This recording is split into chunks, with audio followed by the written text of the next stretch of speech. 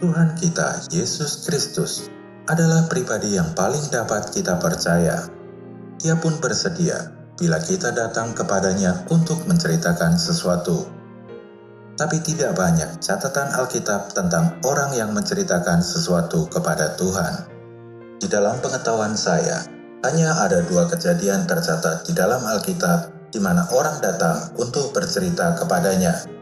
Kejadian pertama tercatat di dalam Matius pasal 14 ayat 12, di mana murid-murid Yohanes Pembaptis datang kepada Tuhan untuk memberitahukan kematian Yohanes Pembaptis.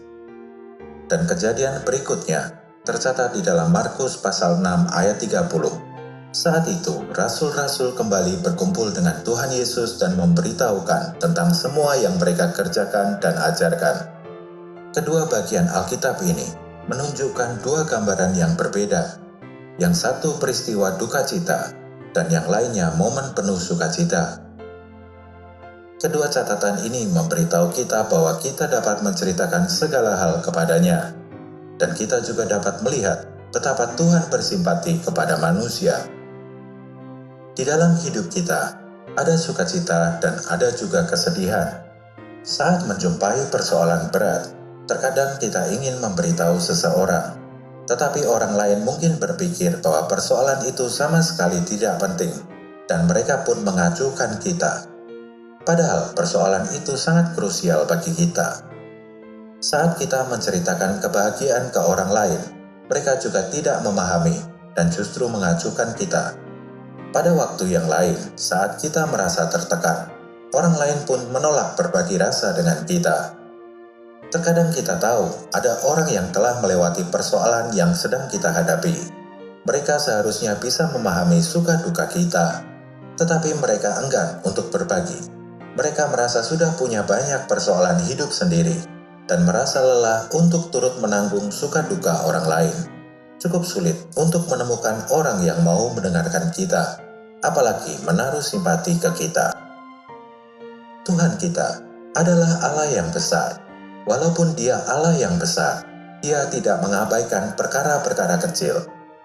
Diri kita sendiri yang sering membuat batasan, sehingga hanya persoalan besar yang layak kita bawa ke hadapan Tuhan. Dia bersedia mendengarkan segala sesuatu mengenai diri kita, seperti Dia mau mendengarkan murid-muridnya, dan juga mendengarkan murid-murid Yohanes Pembaptis. Dia bersedia untuk mendengarkan kita. Murid-murid Yohanes Pembaptis sudah cukup lama bersama. Dapat kita bayangkan besarnya kasih yang terbangun dan betapa sedihnya mereka dengan kematian Yohanes Pembaptis. Tetapi Alkitab tidak mencatat kesedihan yang berkepanjangan. Mereka menguburkan jasad Yohanes Pembaptis lalu pergi memberitahu Yesus. Hal serupa juga berlaku pada saat kita kehilangan hal-hal yang menjadi Yohanes Pembaptis kita. Di saat kesedihan dan kekecewaan tidak terhindarkan, tidak ada gunanya kita terus berdiam di dalam kesedihan. Segeralah pergi untuk memberitahu Tuhan. Inilah saat yang terbaik untuk memberitahu Tuhan. Ceritakan kesedihan kita kepada Tuhan. Dia tidak akan menganggap kita terlalu duniawi atau terlalu memberhalakan perkara lain. Dia memahami apa yang kita rasakan dan bersimpati kepada kita. Dengan mencurahkan isi hati kita kepada Tuhan, kita akan menjadi lebih akrab dan makin mengenal Tuhan secara pribadi. Keakraban yang terbangun di saat-saat seperti ini akan menjadi sangat bermakna. Bila kita tidak pernah meneteskan air mata di hadapan Tuhan, membawa keluh kesah dan persoalan kita kepada Tuhan, kita akan sulit untuk mengenal Tuhan secara pribadi. Di dalam Markus pasal 6 ayat 30, di sana menuliskan tentang rasul-rasul kembali berkumpul dengan Yesus dan memberitahukan kepadanya semua yang mereka kerjakan dan ajarkan. Mereka menceritakan capaian yang telah mereka raih kepada Tuhan. Mereka tentunya bersukacita atas hal itu. Banyak orang datang untuk berkeluh kesah kepada Tuhan, tetapi ketika bersukacita, mudah bagi kita untuk melupakan Tuhan. Kita perlu untuk tetap mengingat Tuhan pada saat bersukacita dan menceritakan kebahagiaan kita kepadanya. Tuhan tidak pernah menegur kita karena terlalu bersukacita. Dia memperhatikan perasaan spontan kita. Oleh sebab itu, kita harus ingat untuk membagikan sukacita kita kepada Tuhan, karena Dia juga ingin mendengarkan sukacita kita. Tuhan mau untuk menaruh simpatinya kepada kita. Simpati bukanlah sekedar menaruh rasa kasihan. Bersimpati adalah bersukacita dengan orang yang bersukacita dan berduka dengan orang yang berduka. Tidak mudah untuk bersukacita bersama orang yang bersukacita. Seperti nasihat Paulus di dalam Roma pasal 12 ayat 15. Bersukacitalah dengan orang yang bersukacita, dan menangislah dengan orang yang menangis.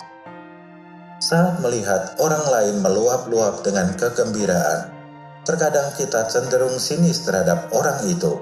Kita menganggap mereka terlalu bersemangat dan sembarangan. Kita tidak bisa bersimpati. Lalu apa respon yang diberikan Tuhan atas sukacita murid-muridnya? Di dalam Markus pasal 6 ayat 31, Tuhan mengajak murid-muridnya untuk pergi ke tempat yang sunyi dan beristirahat sejenak.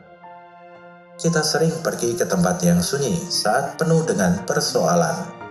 Tetapi Tuhan justru mengajak para rasul ke tempat yang sunyi saat mereka penuh dengan sukacita. Di tempat yang sunyi ini, Tuhan mau kita bersukacita di dalam hadirat-Nya. Hadirat Tuhan memberikan perhentian yang manis untuk memulihkan tenaga serta semangat kita. Tuhan senang mendengar suka duka kita. Dialah Tuhan yang kepadanya kita dapat memberitahukan segala sesuatu. Puji Tuhan, kita memiliki Tuhan yang bersedia mendengar kita.